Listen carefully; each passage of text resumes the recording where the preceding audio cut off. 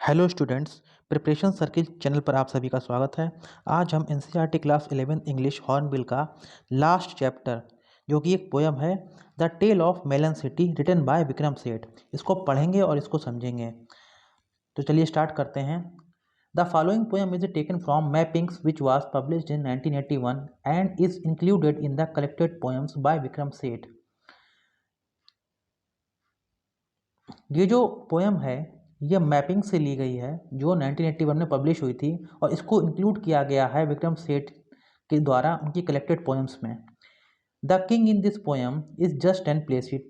इस पोयम में जो राजा है वो अपने आप को बहुत ही शांतिप्रिय और न्यायप्रिय कहता है।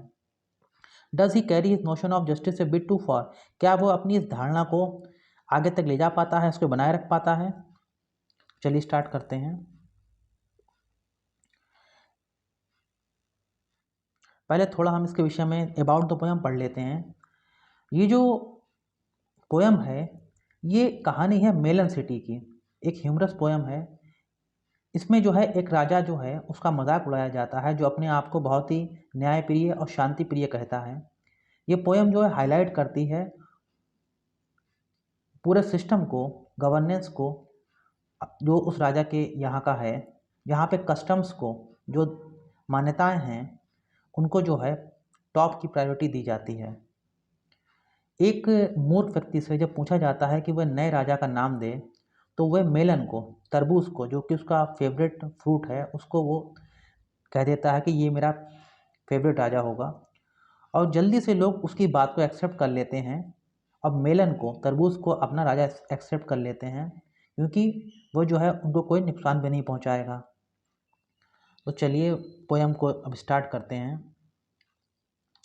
इन the city of which I sing there was a just and placid king. जिस शहर की मैं बात कर रहा हूँ वहाँ एक न्यायप्रिय तथा शांति प्रिय राजा था। In the city of which I sing there was a just and placid king. The king proclaimed an ark should be constructed that triumphally would span the major thoroughfare to edify spectators there. जिस शहर की मैं बात कर रहा हूँ वहाँ एक न्यायप्रिय तथा शांति प्रिय राजा था। राजा ने घोषणा की कि एक मेहराब द्वार का निर्माण किया जाए जो सफलता सूचक के रूप में नगर के बड़े रास्ते को ऊपर से ढक ले ताकि दर्शकों को शिक्षा या जानकारी प्राप्त हो जाए। The workman went and build the thing. मजदूर गए तथा उन्होंने वह तोरण या बंधनवार बना दिया। They did so since he was the king. उन्हें यह काम करना ही पड़ा क्योंकि आज्ञा देने वाला शासक था। The king rode down the thoroughfare to edify spectators there. राजा उस मार्ग पर सवार होकर निकल चला ताकि दर्शकों को जानकारी मिल जाए।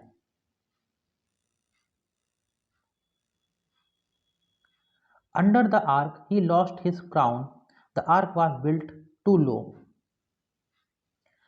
तोरण के नीचे राजा का राजमुकुट गिर गया। कारण यह था कि वह द्वार नीचा था।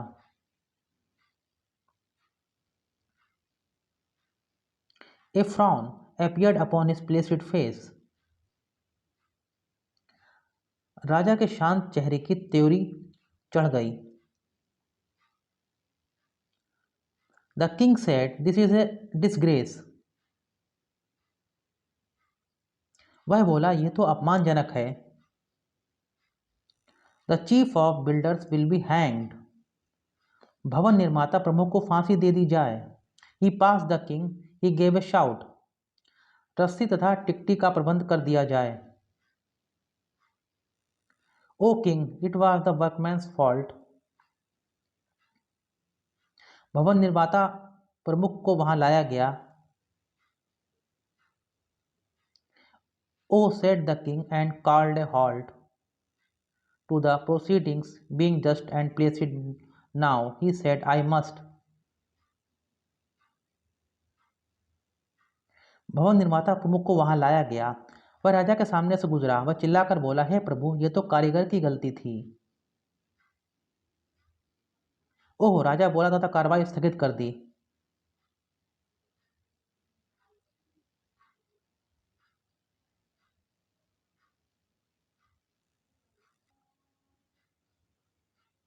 ओ king, it was the workman's fault. Oh, said the king and called a halt to the proceeding, being just and placider now, he said, I must.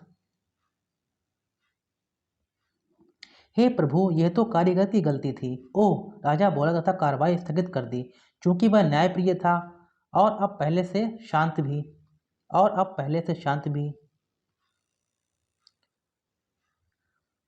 I must have all the workmen hanged instead. वह बोला, मैं चाहूंगा कि सभी मजदूरों कारीगरों को फांसी पर लटका दिया जाए।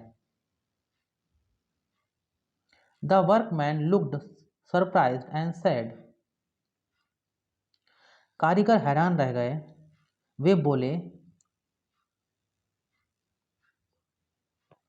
O king, you do not realize the bricks were made of the wrong size. कारीगर बोले, ओ राजा, आप समझते क्यों नहीं कि ईंटें गलत आकार की बनी थीं। Summon the masons, said the king. The masons stood there quivering. राजमिस्त्रियों को बुलाओ, राजा ने कहा। राजमिस्त्री वहां कांपते हुए खड़े थे। It was the architect, they said. The architect was summoned. राजमिस्त्रियों ने कहा, यह तो शिल्पकार की गलती थी। उन्होंने कहा, भवन शिल्पी को तलब किया जाए। Well, architect, said his majesty, I do ordain that you shall be.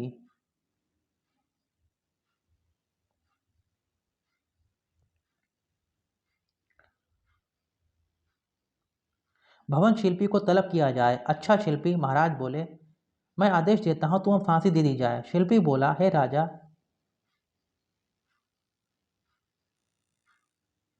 O king, you have forgotten one small thing. शिल्पी बोला, है राजा, आप एक छोटी सी बात भूल गए।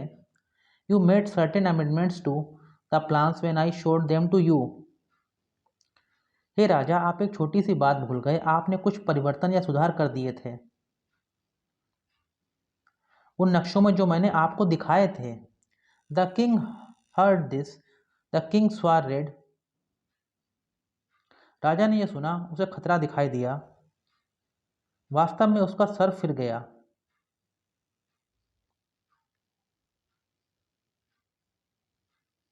The king heard this, the king swore red. In fact, he nearly lost his head. राजा ने यह सुना, उसे खतरा दिखाई दिया। वास्तव में उसका सर फिर गया। But being a just and placid king, he said, this is a tricky thing. पर चूंकि वह एक न्यायप्रिय और शांतिप्रिय शासक था, वह बोला, यह तो पेचीदा स्थिति हो गई। I need some counsel. Bring to me the wisest man in this country. मुझे कुछ सलाह मशवरे की ज़रूरत है। मेरे पास ले आओ इस देश का सर्वाधिक बुद्धिमान व्यक्ति। The wisest man was found and brought, nay, carried to the royal court. बुद्धिमान व्यक्ति को खोज लिया गया और उसे लाया गया। नहीं, उसे उठाकर लाया गया राज दरबार में। He could not walk and could not see, so old and therefore wise was he.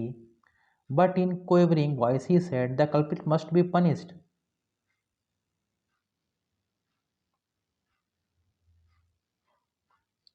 नहीं, उसे उठाकर लाया गया राज दरबार में। वह ना तो चल सकता था, ना ही देख सकता था। वह इतना वृद्ध और इसी कारण बुद्धिमान था। पर कांपती आवाज में वह बोला, अपराधी को दंड अवश्य दिया जाना चाहिए। Truly, the ark it was that banged the crown off and must be hanged. वास्तव में तोरण द्वार ही अपराधी था जो टकरा गया तथा उसने राजमुकुट को गिरा दिया। उसे फांसी दी जानी चाहिए। To the scaffold the ark was led when suddenly a counselor said.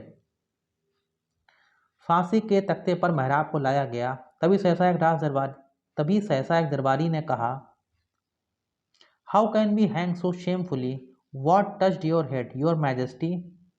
तभी सहसा एक दरबारी ने कहा, हम भला किस प्रकार से निर्लज्जतापूर्वक उस मेहराब को फांसी लगा सकते हैं जिसने आपके सिर को स्पर्श किया महाराज। True, mused the king, but now the crowd restless was muttering aloud. सच कहते हो, राजा ने सोचा। इस दौरान जनसमूह बेचैन हो गया। वह जोर जोर से बुदबुदाने लगा। Let us postpone consideration of finer points like guilds. राजा ने उसका मूड देखा तथा कांप गया। The nation wants a hanging, hanged must be someone and that immediately. राजा ने उनका मूड देखा तथा कांप गया और वहां एकत्रित सभी लोगों को बोला, चलो हम इस समस्या के महीन नुक्तों पर विचार करना कि कौन दोषी था टाल देते हैं। राष्ट्र तो फांसी की मांग कर रहा है, फांसी तो लगानी ही होगी किसी न किसी को, और वह भी तुरंत। The noose was set up somewhat high. फंदा लटका दिया गया कुछ ऊंचाई पर। Each man was measured by and by. हर व्यक्ति की लंबाई नापी गई। But only one man was so tall he fitted one man, that was all. पर केवल एक ही व्यक्ति इतना लंबा था कि वह फिट आया, एक व्यक्ति बस, दूसरा नहीं। He was the king, his majesty was therefore hanged by royal decree. वह स्वयं राजा था, महाराज को इसलिए शाही फरमान के अनुसार फांसी दे दी गई। Thank goodness we found someone, said the minister, for if instead we had not, the unruly town might well have turn against the crown. परमात्मा की कृपा है कि हमने एक व्यक्ति को खोज लिया, मंत्रियों ने कहा, क्योंकि यदि हम खोज ना पाते तो ये उपद्रवग्रस्त नगर हमारे राजतंत्र के विरुद्ध मोर्चा खोल देता। Long live the king, the minister said. राजा चिरंजीवी हो, मंत्री बोले। Long live the king is dead. राजा चिरायु हो, राजा स्वर्गवासी हो गया। They pondered the dilemma, then being practical minded man sent out the heralds to proclaim in his former majesty's name. उन्होंने इस संकट की स्थिति पर विचार किया। फिर व्यवहारिक बुद्धि वाले व्यक्ति होने के कारण उन्होंने मुनादिया घोषकों को घोषणा करने भेज दिया। उसी पूर्व दिवंगत राजा के नाम पर यह घोषणा कर दी गई कि जो भी अगला व्यक्ति नगर के द्वार से गुजरेगा, the next to pass the city gate will choose the ruler of our state. वही राज्य के नए शासक का चयन करेगा। As is our custom this will be enforced with due ceremony. यही हमारी रीति है, इस रीति का पालन उचित समारोह के साथ किया जाएगा। A man passed by the city gate, an idiot, the guards cried wait. एक मूर्ख वहां से गुजरा, प्रहरियों ने आवाज दी, ठहरो। Who is to be the king, decide, a melon, the idiot replied. अगला राजा कौन होगा, निर्णय करो, एक तरबूज उस मूर्ख ने उत्तर दिया। एक तरबूज उस मूर्ख ने उत्तर दिया। This was his standard answer to all question, he liked melons. यही उसका सामान्य उत्तर हुआ करता था हर प्रश्न का, क्योंकि उसे तरबूज प्रिय थे। This was his standard answer to all question, he liked melons. यही उसका सामान्य उत्तर हुआ करता था हर प्रश्न का, क्योंकि उसे तरबूज प्रिय थे। You are now our king, the minister said, crowning a melon. तुम ही अब हमारे शासक हो, मंत्रियों ने कह दिया।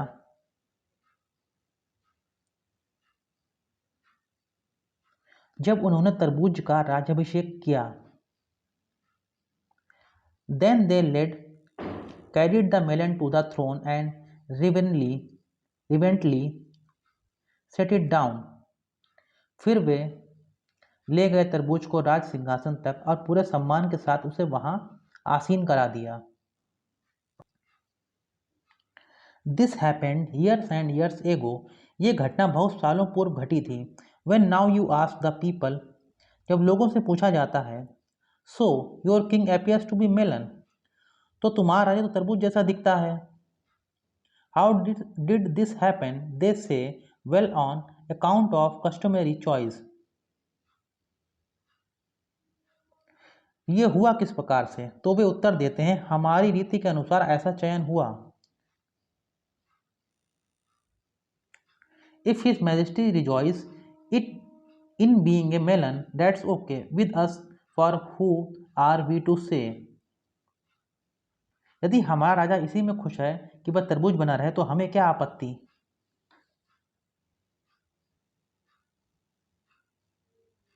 What he should be as long as he leaves us in peace and liberty।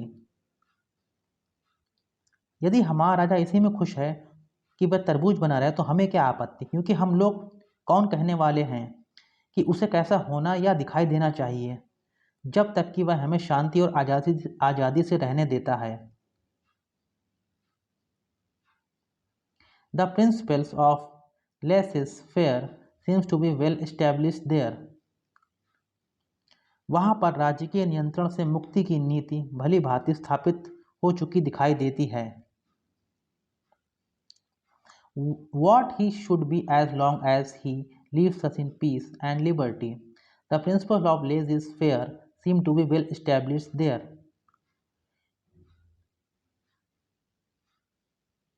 क्योंकि हम लोग कौन कहने वाले हैं कि उसे कैसा होना या दिखाई देना चाहिए, जब तक कि वह हमें शांति और आज़ादी से रहने देता है।